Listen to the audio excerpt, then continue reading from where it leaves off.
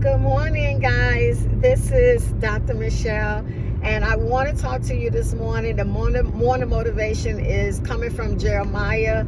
If I'm not mistaken, it's Jeremiah 25. I think it is. Right. I'm thinking of when Jeremiah, when God asked Jeremiah, "What do you see?" when it came to the two basket of figs, right? And he said, "I see some that is very good for eating, and I see some that's very bad." Like very, very good and very bad. And God began to tell him how those that were good, that was taken off in exile to Babylon, that he was going to keep them, protect them, give them the opportunity to know who he is, all of this good stuff. But those that were bad, that he were going to destroy, that he was going to allow his wrath to come upon them, that he was going to remove them from their land and destroy them even up into their ancestors, right? Okay, so Dr. Michelle, what is it that you're saying this morning? I'm trying to tell you to get into place.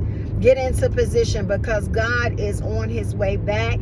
It may not be your time. It may not be my time. No matter. Nobody knows the day or the hour but God, right? But this is what I need you to understand. God is separating the wheat from the chaff. And I've told you guys this time and time again, right? And we get confused when we feel like, okay, I'm going through this and I'm going through this. And sometimes it looks like things aren't going to get better. But let me be clear to you. The Bible even talks about when the good figs were exiled to Babylon, that God was saying, listen, sometimes I'm going to allow you to go through an early suffering. I'm going to allow you to go through some things so that it can be for the correction. Come on, somebody, so that it can help you in the long run. Because sometimes what you're going through is not from the devil. Sometimes what you're going through is not because people did this or people did this. It is because God is correcting you. The Bible said that God corrects those who he loves.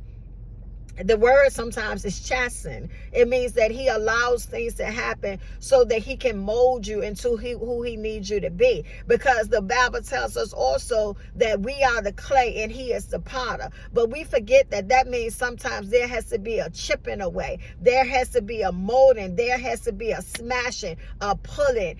There has to be a stretching. Come on, somebody, in the spirit and also in your life, so that God can use you. So I need you to understand that there's good fig and there is bad figs, right? And Jeremiah said, these two baskets, I can see the difference. And God said, I need you to tell me what you see. And this is what we see. We're going to see God dividing the good from the bad. The last should be first and the first shall be last. We're going to see God doing a work, because it is high time now that we understand that God is on his way back. But listen, don't you fret about everything that's going on. I keep telling you, God got it. And this one is not just on you alone, right? God got it. Go back and look at my other ones that I've done this week. I need you to understand that God is telling you that sometimes we have prophets that's speaking on their own behalf, right? And he said that then we have prophets that not even doing what they're supposed to do. We have prophets out of order and even sinning in the house of God. Because remember, God is coming back for a church without a spot or wrinkle.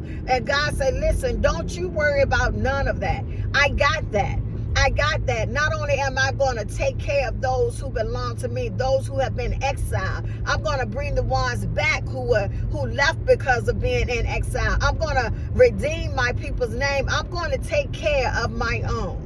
So I need you to get in position. I need you to choose a side. I need you to know that you are right with God. I need you to know that you're saved in the pardon of your sin. Because listen, God is not only separating the chaff from the wheat, but he's asking his servant, what do you see? What do you see? And then he's explaining why you see what you see. Come on, somebody. See, the word says that he will reveal the deep things of God. The mystery of God will be revealed if you ask him to reveal it to you. Not only that, but you got to be in position so that you can be sensitive to the things God telling you. So I'm just wrapping up what I told you this week, right? You got to be sensitive so that you can hear the voice of God. So get in position so that you can do what God has called you to do, right? But you got to be faithful.